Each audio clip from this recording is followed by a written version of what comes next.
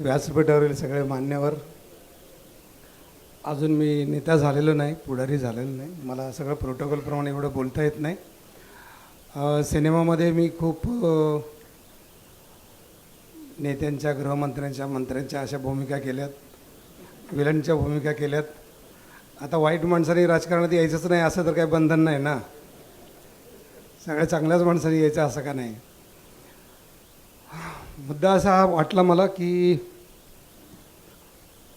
मी राजकारणात कधी येईन असं मला वाटलंच नव्हतं, सगळ्यांनाच हा शॉक असेल. पण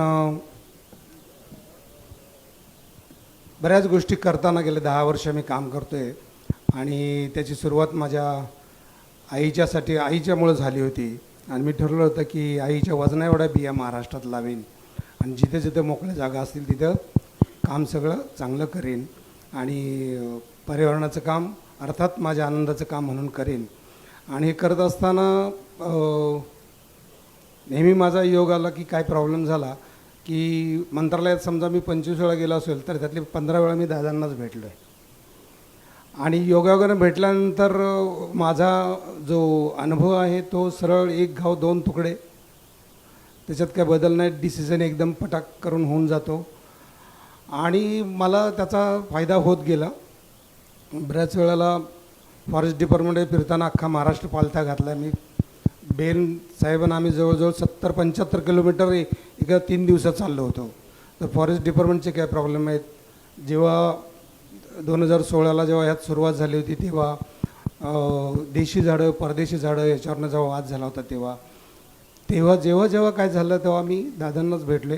दादांना भेटणं म्हणजे पहाटे 6ला भेटा, नाही तर 8ला पुण्याला भेटत, नाही तर 7ला, अशा परिस्थितीत नेहमी भेटणं. पण नेहमी वेळेचं भान ठेवून आणि पटपट डिसिजन घेऊन कामं झाली, त्यामुळे त्याच्याबद्दल नेहमीच मला आदर वाटला. आणि अचानक ह्या 8 दिवसात ठरलं की राजकारणात इकडं घेतलं तर काय होईल.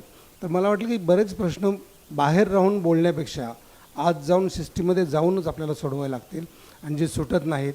आणि त्यात जर दादांसारखा माणूस असेल तर मग काय, राष्ट्रवादी काँग्रेस असेल तर मग काय. तर मला वाटलं का नाही.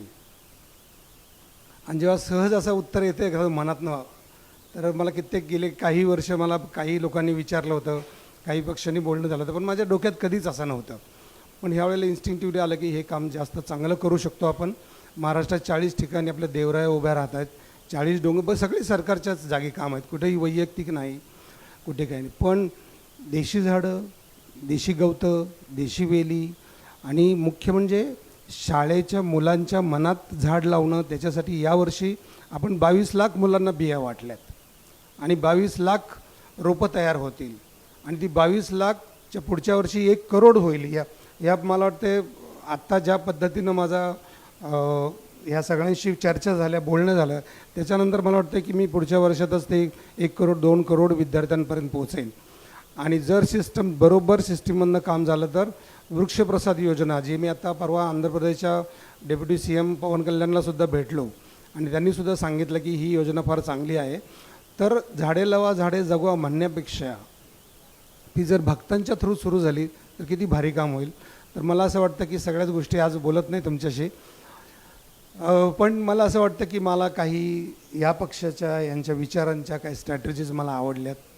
की बेसिकली मी नेहमी सांगतो की शेतकरी, farmer is the best creator in the world. जगात शेतकऱ्या एवढा कोणीच क्रिएटिव्ह माणूस, सर्जनशील माणूस नाही की ज्याच्यामुळे माणसं जगतात. बाकीच्या सगळ्या सर्जनशील ज्या कला आहेत त्या कलांनी काही पोट भरत नाही, पण शेतकरी जेव्हा काहीतरी नवीन उगवतो, नवीन निर्माण करतो, त्याने पोट भरतं.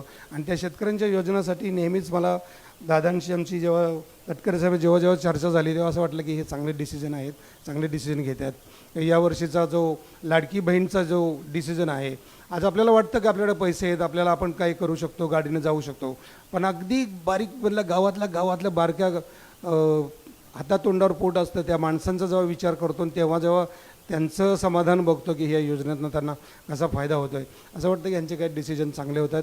एका पॉईंटला मी ठरवलं की आपण जायचं, आता काय हटत नाही, होऊन जाऊ दे, जे व्हायचं ते होऊन जाऊ दे. आता आपण सुरू करतो आहे, त्याप्रमाणे आपण ह्यात उतरतो आहे आणि मला असं वाटतं की यांच्याकडून सगळ्यांकडून मी चांगले धडे घेईन, चांगलं अभ्यास करेन, विचार करेन.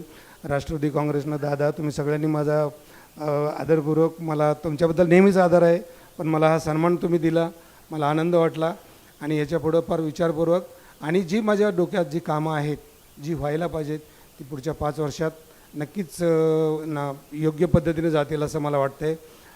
आणि बाकी काही स्वार्थ नाही, म्हणजे मला असं काही की हे कमवायचं आणि ते कमवायचं असं काही नाही. माझ्या आयुष्यात सगळं करून झाले, 500-600 फिल्म झाल्या, जगात सगळं चांगलं नाव आहे.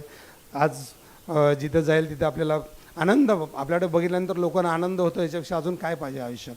तर तो आनंद जगभर मला मिळत असतो.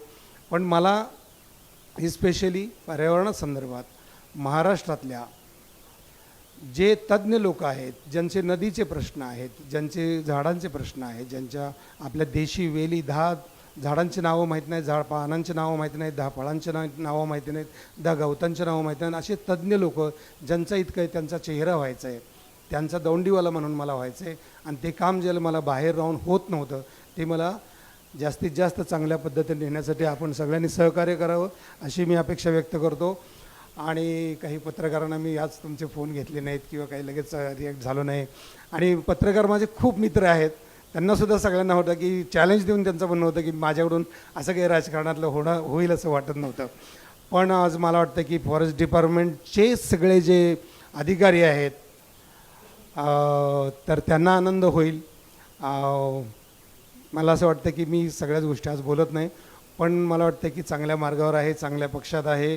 काय सगळे पक्ष एकसारखेच असतात, पण मला वाटतं की हे इथं जे मला काय म्हणतात त्याला विश्वास वाटतो, इथं जो मला विश्वास वाटला त्याचा मला सार्थ अभिमान आहे.